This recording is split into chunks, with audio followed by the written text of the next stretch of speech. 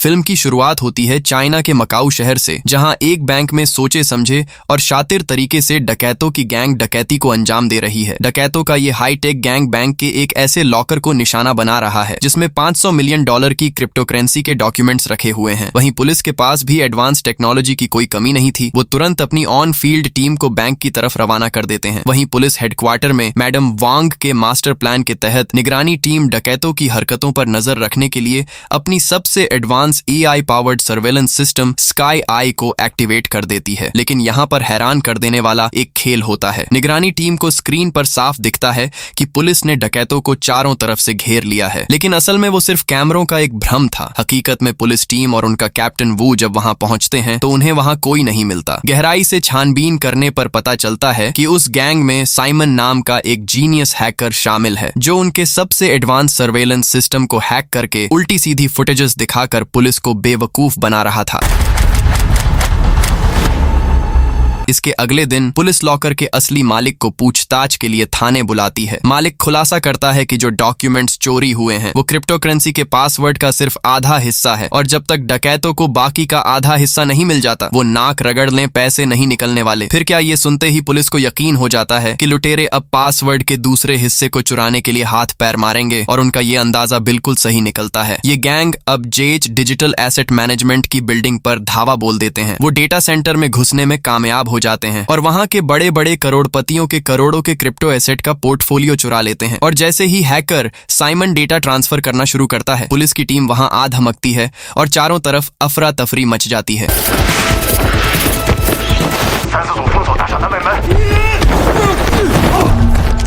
इस भगदड़ के बीच पुलिस टीम के कैप्टन वू को वो गैंग गन पॉइंट पर ले लेते हैं और मजबूरन पुलिस टीम को रुकना पड़ता है। लेकिन अंदर लिफ्ट में कैप्टन वू अकेले उन डकैतों पर टूट पड़ता है और एक बहुत ही जबरदस्त और खतरनाक फाइट होती है। लेकिन अफसोस कैप्टन वू उस गैंग से हार जाता है, और जैसे ही लिफ्ट बिल्डिंग की सबसे ऊपरी मंजिल पर पहुंचती है, डकैत पैराशूट खोलकर हवा में तैरते हुए वहां से फरार हो जाते हैं। कैप्टन वू भी हार मानने वालों में से नहीं था। वो चोरों का पीछा करने के लिए बिना सोचे समझे उस गगनचुंबी इमारत की छत से नीचे कूद जाता है और सीधा जंप कुशन पर गिरता है। उधर डकैतों का गैंगविन मकाऊ बिल्डिंग की छत पर लैंड करते हैं। वहां पहुंचते ही वो सिक्योरिटी टीम को पलक झपकते ही ढेर कर देते हैं और एक बार फिर वो पुलिस के CCTV कैमरों से गायब हो जाते हैं। और ये सब और किसी का नहीं बल्कि उसी हैकर साइमन का कमाल था। इसके बाद वो सब भेस बदलकर विन मकाऊ बिल्डिंग से रफू चक्कर हो जाते हैं। चोरों की इस चालाकी के आगे पुलिस का पूरा प्लान फेल हो जाता है और वो एक बार फिर इस बड़े गिरोह को पकड़ने में नाकाम रहते हैं। नतीजा ये होता है कि $500 मिलियन का मालिक गुस्से से लाल पीला हो जाता है और पुलिस को जमकर गालियां देता है और उन्हें निकम्मा और बेकार समझता है। इस करारी हार से पुलिस की इज्जत दांव पर लग जाती है, जिसके बाद कमिश्नर तुरंत एक इमरजेंसी मीटिंग बुलाते हैं। जब पुलिस के सारे आधुनिक रास्ते बंद हो जाते हैं तो वो मजबूरन अपने सबसे पुराने और लेजेंडरी डिटेक्टिव एक्सपर्ट वोंग को रिटायरमेंट से वापस बुलाने का फैसला करते हैं। वोंग ने अपने पूरे करियर में सैकड़ों बड़े मामलों को सुलझाया था, पर उनके गुजरे कल में एक ऐसा काला पन्ना भी था जिसका दर्द आज भी उनके सीने में चुभता है। दरअसल उनकी एक मामूली सी भूल ने उनके अपने ही एक पुलिस वाले दोस्त को मौत के घाट उतार दिया था। खैर, अगले दिन दो पुलिस वाले लियू और एक नौसिखिया टैलेंटेड लड़की क्यूगो को वोंग पर नजर रखने का काम सौंपा जाता है। क्यूगो पीछा करते हुए वोंग के पीछे पीछे एक रेस्टोरेंट तक पहुंच जाती है, लेकिन वोंग इतने शातिर खिलाड़ी थे कि वो तुरंत पकड़ लेते हैं कि कोई उनका पीछा कर रहा है। और यहाँ पर एक सच सामने आता है, ये कि क्यूगुओ उसी पुलिस वाले दोस्त की बेटी थी जिसे वोंग ने मिशन में खोया था। पकड़े जाने के बाद क्यूगुओ वोंग को सब कुछ बताती है कि कैसे कुछ डकैतों की टोली ने पुलिस की नाक में दम कर रखा है, जिन्हें पकड़ने और इस मिशन की कमान संभालने का क्यूगो उन्हें इनविटेशन देने आई है। इसके अगले दिन हमारे legend Wong Macau police station पहुंचते हैं और मैडम वांग और उनकी टीम से मिलते हैं, जहां उन्हें इस केस को लीड करने की रिक्वेस्ट की जाती है। जिसके बाद वोंग टीम की कमान संभालते हुए CCTV फुटेज की बारीकी से जांच करके उन चेहरों को ढूंढना शुरू कर देते हैं जो इस बड़ी डकैती का हिस्सा थे, और महज कुछ ही देर में वो उस शख्स को ढूंढ निकालने में कामयाब हो जाते हैं जिस पर इस पूरे गैंग का लीडर होने का शक था। तुरंत इस खोज को लेकर पुलिस हेडक्वार्टर हेडक्वार्टर में एक इमरजेंसी मीटिंग बुलाई जाती है। वोंग अंदाजा लगाते हैं कि ये खतरनाक मास्टरमाइंड कोई और नहीं बल्कि फुलोंग है, एक रिटायर्ड स्पेशल फोर्स का कमांडो जो कभी एक बेहद गुप्त और एलीट टीम का हिस्सा हुआ करता था, लेकिन अब वो क्राइम की दुनिया में कदम रख चुका है, जिसे द शैडो के नाम से जाना जाता है क्योंकि वो हमेशा पुलिस के जाल से साए की तरह गायब हो जाता था। लेकिन साल 1999 के बाद से वो अचानक बिना कोई सुराग छोड़े पूरी दुनिया की नजरों से गायब हो गया था। शुरुआत में वोंग सुझाव देते हैं कि डकैतों पर नजर रखने के लिए ओल्ड टाउन इलाके में एक खुफिया जासूसी टीम भेजी जानी चाहिए, लेकिन तभी उन्हें पता चलता है कि पुलिस विभाग ने इंसानी जासूसों की उस टीम को बंद करके उसकी जगह एआई को तैनात कर दिया है। मगर हकीकत सबके सामने थी, ये एआई तकनीक चोरों को पकड़ने में पूरी तरह नाकाम साबित हुई थी। यही वजह थी कि मैडम वांग ने वोंग से अपनी एक स्पेशल टास्क फोर्स बनाने को कहा, क्योंकि कुछ भी हो जाए इंसान का दिमाग हमेशा एआई से कई गुना ज्यादा समझदार और चालाक होता है। दूसरी तरफ अपने गुप्त ठिकाने पर शैडो अपने गैंग पर बुरी तरह भड़क रहा था। उसकी पूरी जिंदगी में ऐसा पहली बार हुआ था कि उसकी कोई तस्वीर या फुटेज पुलिस के सीसीटीवी कैमरे में कैद हो गई हो। वो गुस्से से पागल हो रहा था क्योंकि अब उसकी और उसके पूरे गैंग की जान खतरे में थी। गुस्से में आकर वो हैकर साइमन को जान से मारने ही वाला था, लेकिन सही मौके पर साइमन के बड़े भाई सिवांग ने बीच में आकर साइमन की जान बचा ली और बाकी लोग शैडो को वहां से ले जाते हैं।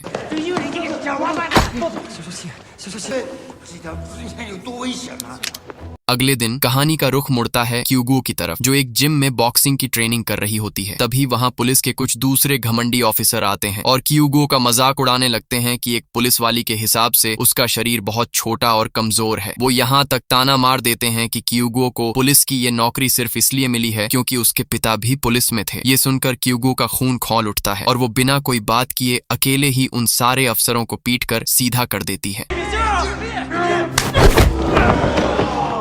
वहीं दूर खड़े वोंग क्यूगो के इस छोटा पैकेट बड़ा धमाका वाले रूप को देखकर खुश हो जाते हैं। दरअसल वोंग ने क्यूगो के पिता की मौत के बाद खुद से ये वादा किया था कि वो हमेशा क्यूगो की रक्षा करेंगे। खैर, कुछ दिनों बाद वोंग अपनी इस नई सीक्रेट टीम के लिए लड़कों को चुनते हैं। इस स्पेशल टीम में लियू, क्यूगो जैसे और भी कई नए लड़के लड़कियां को शामिल किया जाता है। इसके बाद बिना कोई वक्त गंवाए अगले ही दिन इस टीम को एक बहुत ही प्यारा सा नाम दिया जाता है, एडोरेबल यूनिट, और इन्हें सीधे ग्राउंड पर उतार दिया जाता है। जिसके बाद ये सारे लोग ओल्ड टाउन के कोने कोने में भेस बदलकर फैल जाते हैं। कोई स्ट्रीट फूड बेचने वाला बनता है, कोई जोकर बनता है, तो कोई डिलीवरी बॉय और साइकिल चलाने वाला आम आदमी बन जाता है। इस टीम में ज्यादातर जेनजी होते हैं, इसलिए वोंग खुद गाड़ी में बैठकर इन नौसिखिया जासूसों को गाइड कर रहे होते हैं। लेकिन पूरे 12 दिनों तक दिन रात ओल्ड टाउन की छानबीन करने के बाद भी उनके हाथ कोई सुराग नहीं लगता। क्यूगो का गुस्सा 7वें आसमान पर पहुंच जाता है, क्योंकि जहां बाकी सारे लोग मैदान में रहकर जासूसी कर रहे थे, वहीं उसे सबसे बोरिंग काम मिला था, जैसे टैक्सी के अंदर बैठकर वोंग के साथ सिर्फ स्क्रीन पर नजर रखना। उधर अड्डे पर शैडो अपने गुंडों को आगे का प्लान समझा रहा था। वो इस नए मिशन को तैयार करने की जिम्मेदारी शातिर साइमन को सौंपता है, क्योंकि शैडो के खुद के अपराध करने के तरीके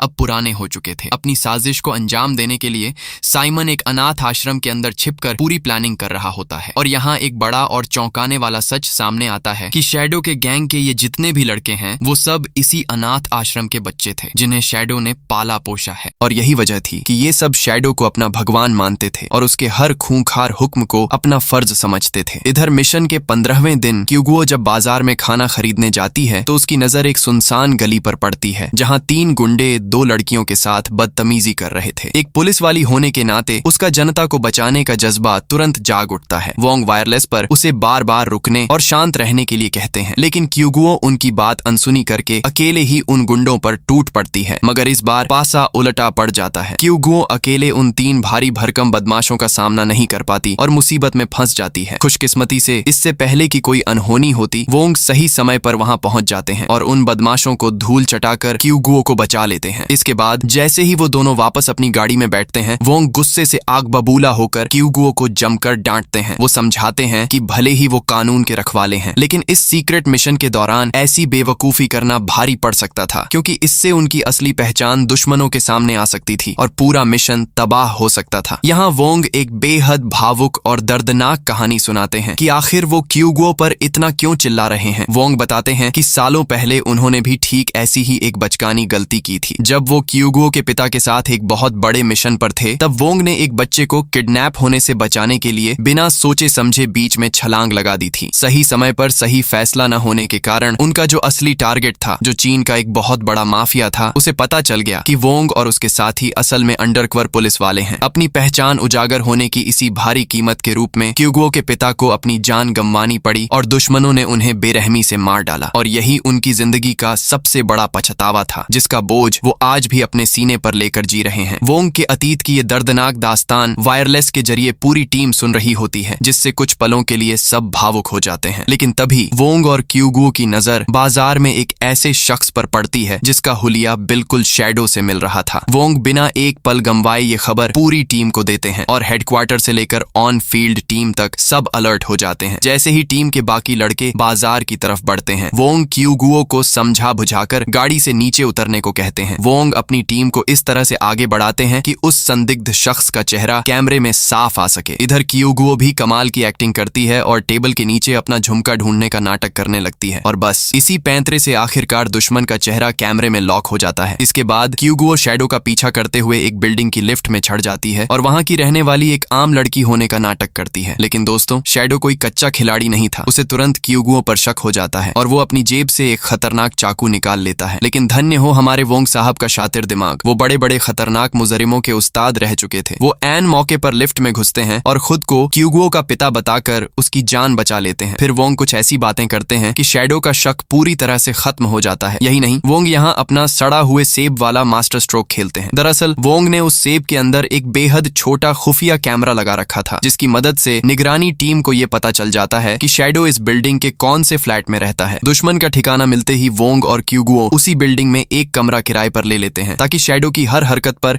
24 घंटे नजर रखी जा सके। बाकी टीम भी हाईटेक कैमरों की मदद से शैडो के कमरे के अंदर की एक एक गतिविधि को रिकॉर्ड करने लगती है, यहाँ तक कि वो शैडो का फेंका हुआ कचरा भी उठा लाते हैं। उस कचरे में से उन्हें एक पजल्स के फटे हुए पन्ने मिलते हैं, लेकिन अजीब बात ये थी कि उन सारे सवालों के जवाब गलत थे। अब भाई, जिस शैडो का IQ दुनिया भर में मशहूर हो, वो ऐसी बचकानी गलतियां कैसे कर सकता है। इतना ही नहीं, कैमरों में दिखता है कि जब भी शैडो खाली बैठता है तो वो बस बैठकर बबल रैप फोड़ता रहता है। अब वो टाइम पास कर रहा था या कोई खेल खेल रहा था, ये तो वहीं जाने। खैर, कुछ दिनों बाद वोंग और शैडो की मुलाकात फिर से उसी बाजार में होती है। दोनों के बीच नॉर्मल बातचीत होती है और वोंग बड़े ही शातिर अंदाज में शैडो को अपने घर रात के खाने पर बुला लेते हैं। जिसके बाद रात को शैडो वोंग के घर पहुंचता है, लेकिन वो अपनी आदत के मुताबिक बेहद चौकन्ना था। वो घर के कोने कोने को इस तरह देखता है जैसे ये पक्का कर रहा हो कि कोई जाल तो नहीं बिछाया गया। किचन में मछली बनते समय शैडो चाकू चलाने की अपनी उसी पुरानी और खूंखार कला का प्रदर्शन भी करता है, जो उसकी असली पहचान थी। इसके बाद जब दोनों खाना खा रहे होते हैं, तभी वोंग शैडो को अपनी बातों में उलझा लेते हैं और क्यूगुओ इस सुनहरे मौके का फायदा उठाती है और शैडो के मोबाइल का सारा पर्सनल डेटा चुपके से हैक कर लेती है। फिर शैडो के जाने के बाद क्यूगुओ वो सारा चुराया हुआ डेटा पुलिस टीम को सौंप देती है। लेकिन कहानी में असली ट्विस्ट अब आता है। जहां पुलिस शैडो के पीछे पड़ी थी, वहीं शैडो के पाले हुए शातिर बच्चों ने वोंग और क्यूगुओ की पूरी कुंडली निकाल ली थी, और उसी रात शैडो का सबसे वफादार गुंडा सिवांग वोंग के दरवाजे पर पहुंचता है और आगे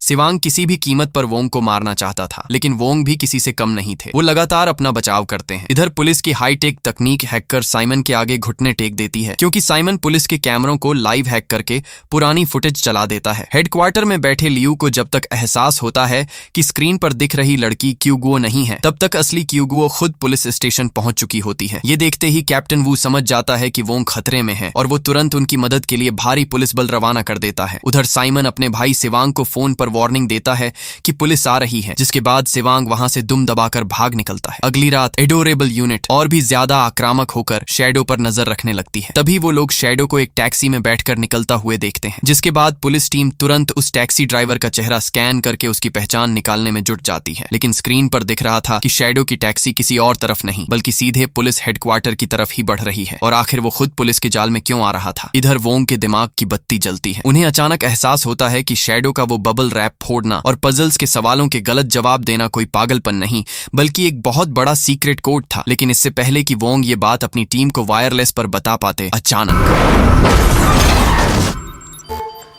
怎么回事？ हाँ, एक तेज रफ्तार गाड़ी वोंग और क्यूगुओ की कार को सीधे पुलिस स्टेशन के मुख्य दरवाजे के ठीक सामने टक्कर मार देती है और अगले ही पल भाड़े के हथियारों का एक पूरा खूंखार ग्रुप एडवांस हथियारों के साथ मकाऊ पुलिस स्टेशन के भीतर अंधाधुंध गोलियां बरसाते हुए घुस जाता है और चारों तरफ सिर्फ लाशें और बारूद का धुआं फैल जाता है। अंधाधुंध गोलीबारी के उस खौफनाक मंजर के बीच जैसे ही वोंग को होश आता है, वो तुरंत क्यूगुओ की मदद के लिए खड़े होते हैं। इसी अफरा तफरी के बीच वोंग को एक मौका मिल जाता है और वो क्यूगुओ को उस बबल रैप और पजल्स का असली सच बताते हैं। दरअसल वो कोई साधारण चीजें नहीं थीं, बल्कि एक बेहद गुप्त कोड थे जिसके जरिए शैडो अपनी टीम के साथ खुफिया तरीके से बातचीत करता था। दूसरी तरफ पुलिस को चकमा देकर शैडो और सिवांग सीधे अनाथ आश्रम पहुंच जाते हैं, लेकिन उन्हें इस बात की भनक तक नहीं थी कि पुलिस के 2 जांबाज अफसर चुपके से उनके पीछे पीछे वहां तक पहुंच चुके हैं। इधर हालात तब और गंभीर हो जाती है जब पुलिस हेडक्वार्टर के मॉनिटरिंग रूम की बत्ती अचानक पूरी तरह गुल हो जाती है। उधर अनाथ आश्रम में शैडो जैसे ही साइमन से मिलने आगे बढ़ता है, दर्जनों हथियारबंद गुंडे उसे चारों तरफ से घेर लेते हैं। इसके बाद अकेले शैडो और उन हमलावरों के बीच एक बेहद खूनी और खतरनाक जंग छिड़ जाती है। ठीक उसी वक्त पुलिस स्टेशन में हमारे लेजेंड वोंग भी भाड़े के हथियारों के उस पूरे गैंग का अकेले सामना कर रहे होते हैं और जैसा कि हम सबको उम्मीद था, वोंग अपनी लाजवाब फाइटिंग स्किल्स के दम पर उन सभी एडवांस हथियारों से लैस हमलावरों को अकेले ही ढेर कर देते हैं। वहीं अनाथ आश्रम में शैडो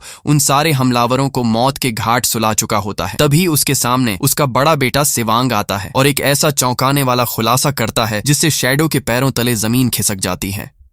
सिवांग बताता है कि इस पूरे हमले की साजिश खुद उसने और उसके जुड़वा भाई साइमन ने रची थी। वो जान चुके थे कि उनका ये नकली बाप एक बेहद क्रूर और खतरनाक इंसान है और इससे पहले कि आश्रम के बाकी मासूम बच्चे उसका अगला शिकार बने, वो शैडो को खत्म करना चाहते थे। इसके बाद सिवांग खुद को मौत के मुंह में झोंकते हुए सीधे शैडो से भिड़ जाता है। इसी बीच बाहर पुलिस की गाड़ियां अनाथ आश्रम को चारों तरफ से घेर लेती हैं। अंदर शैडो और साइमन एक दूसरे के खून के प्यासे थे, लेकिन यहाँ पर शैडो सिवांग को बुरी तरह घायल कर देता है। वहीं साइमन अपने दिल पर पत्थर रखकर उस अनाथ आश्रम में रखे बॉम्ब को एक्टिव कर देता है और वहां एक बहुत बड़ा विस्फोट हो जाता है। अब कहानी वापस मकाऊ पुलिस हेडक्वार्टर की तरफ मुड़ती है, जहां हमलावरों को खत्म करने के बाद पुलिस टीम उनके कमांडर को बेड़ियों में जकड़ लेती है। लेकिन तभी मैडम वांग के पास एक ऐसी रिपोर्ट आती है जो सबके होश उड़ा देती है। जब पुलिस स्टेशन की बत्ती गुल हुई थी, ठीक उसी का फायदा उठाकर कुछ शातिर चोरों ने पुलिस के उस मेन सर्वर को हैक कर लिया था जिसमें $10 बिलियन के क्रिप्टो एसेट रखे हुए थे। वो इतने चालाक थे कि पुलिस स्टेशन के अंदर घुसने के लिए उन्होंने पुलिस टीम की वर्दी तक का इस्तेमाल किया था, लेकिन खुशकिस्मती से बिना पासकोड के वो पैसे नहीं निकाले जा सकते थे। यानी वो विशाल धनराशि अभी भी पूरी तरह सुरक्षित थी। और अंदाजा लगाइए वो घुसपैठिए कौन थे। जी हाँ, वो साइमन और उसकी हाईटेक चोरों की टोली थी। गाड़ी से भागते हुए साइमन आश्रम के बाकी लड़कों को भी चेतावनी देता है कि जिस इंसान को वो आज तक अपना मसीहा और हीरो समझते आए हैं, वो असल में एक आस्तीन का सांप है। शैडो ने इतनी चालाकी से जाल बुना था कि पुलिस असली मास्टरमाइंड के बजाय सीधे साइमन और उसकी टीम के पीछे पड़ जाए। सीन बदलता है और हम वापस अनाथ आश्रम के उसी तबाह हो चुके मलबे को देखते हैं। बम धमाकों की उस भयंकर तबाही के बीच राख के ढेर से शैडो तो जिंदा बाहर निकल आता है, लेकिन उसका सबसे चहेता बेटा सिवांग इस जंग में मारा जाता है। तभी कैप्टन वू अपनी पूरी फोर्स के साथ वहां पहुंचता है और शैडो को चारों तरफ से घेर कर सरेंडर करने के लिए कहता है, लेकिन खुद को कानून के हवाले करने से पहले वो कहता है कि वो उन्हें विन मकाऊ बिल्डिंग में कुछ ऐसा दिखाना चाहता है जो सबके होश उड़ा देगा। इधर वोंग और उनकी टीम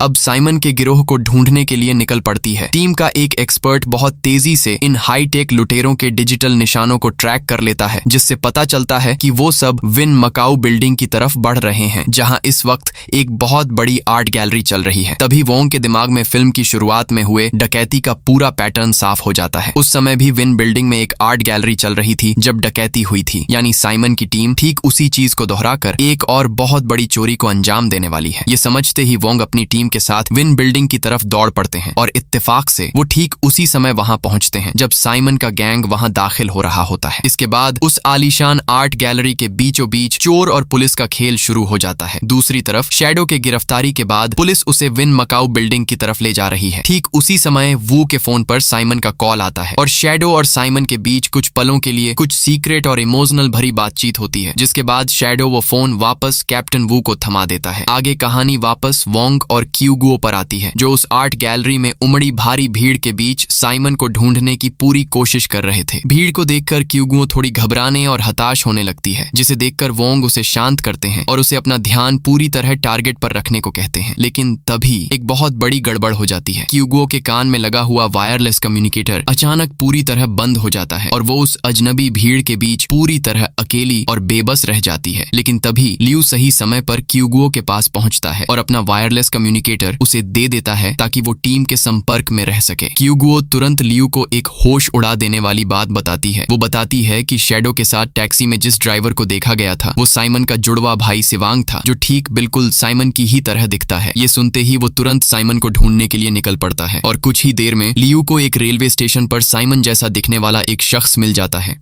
लेकिन जैसे ही लियू उसे पकड़ने के लिए आगे बढ़ता है, तभी पीछे से एक अनजान शख्स उस पर जानलेवा हमला कर साइमन की तरफ बढ़ता है। जी हाँ, वो कोई और नहीं बल्कि खुद शैडो था, जो पुलिस की कस्टडी से फरार हो चुका था, जो धोखेबाज साइमन को भी चाकू से मार डालता है। वहीं विन मकाओ बिल्डिंग में बाकी के सारे चोरों को अरेस्ट कर लिया जाता है और इधर जबाज लियू भी अपनी आखिरी सांस लेता है। इसके कुछ दिनों बाद हालात नॉर्मल हो जाते हैं, लेकिन कानून की नजरों में धूल झोंक कर असली मास्टरमाइंड शैडो अब भी खुलेआम घूम रहा था। इस भारी नाकामी के बाद वोंग की इस स्पेशल टीम को हटाकर केस दूसरी टीम को सौंप दिया जाता है। लेकिन क्यूगो का खून खौल रहा था, वो हार मानने को तैयार ही नहीं थी और साफ कह देती है कि चाहे वो अकेली ही क्यों न रह जाए, वो उस कातिल को ढूंढ कर रहेगी। तभी वोंग पुलिस स्टेशन में क्यूगुओ के लिए खाना लेकर पहुंचते हैं। वहां दोनों के बीच बातचीत होती है, जहां वोंग उसे एक बहुत बड़ा सुराग देते हैं। वोंग कहते हैं कि शैडो को वो $10 बिलियन कभी नहीं मिल सकते, क्योंकि वो पुराने जमाने का चोर है जिसे ये तक नहीं पता कि क्रिप्टो करेंसी को कैश में कैसे बदला जाता है। जिसके बाद क्यूगुओ और वोंग क्रिप्टो करेंसी के असली मालिक पर नजर रखना शुरू करते हैं और अगली सुबह जब वोंग नाश्ता लेने जाते हैं, तभी क्यूगुओ देखती है कि मालिक अकेले कहीं जा रहा है, जिसके पीछे क्यूगुओ लग जाती है और उसे एक होटल में पकड़ लेती है। और यहाँ पर पता चलता है कि शैडो ने डायरेक्ट मालिक से ही डील कर लिया है। क्यूगुओ तुरंत मालिक से शैडो से डील करने वाली जगह का पता पूछती है, जो असल में एक रेस्टोरेंट में होने वाला था, जहाँ शैडो मालिक का इंतजार कर रहा था। तभी शैडो की नजर वहाँ बैठी क्यूगुओ पर पड़ती है, जो वहाँ अकेले ही पहुंच चुकी थी। लेकिन शैडो को अभी तक ये अंदाजा नहीं था कि ये लड़की असल में एक अंडरकवर पुलिस वाली है। क्यूगुओ इस मौके का पूरा फायदा उठाती है और उसे बातों में उलझाकर समय काटने लगती है ताकि वोंग अपनी बैकअप टीम के साथ वहां पहुंच सके। लेकिन जैसे ही शैडो को वोंग के आने की भनक लगती है, वो तुरंत क्यूगो पर हमला कर उसे बेहोश कर देता है और वहां से भागने की कोशिश करता है। लेकिन हमारे वोंग साहब उससे 4 कदम आगे थे। इसके बाद इन दोनों दिग्गजों के बीच एक बेहद खूनी और रोंगटे खड़े कर देने वाली फाइट शुरू होती है।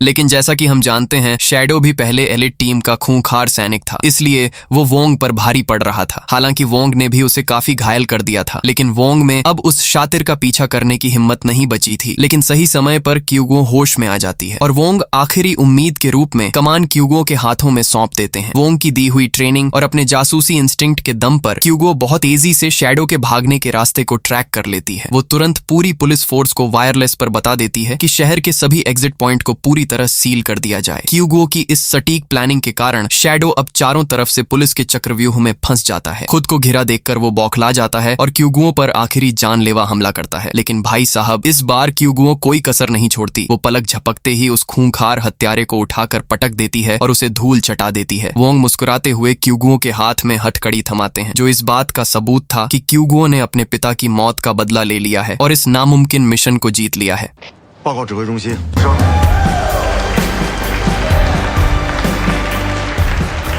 और इसी के साथ ये फिल्म यहीं समाप्त होती है। तो चलिए दोस्तों, मिलते हैं जल्द। Bye bye.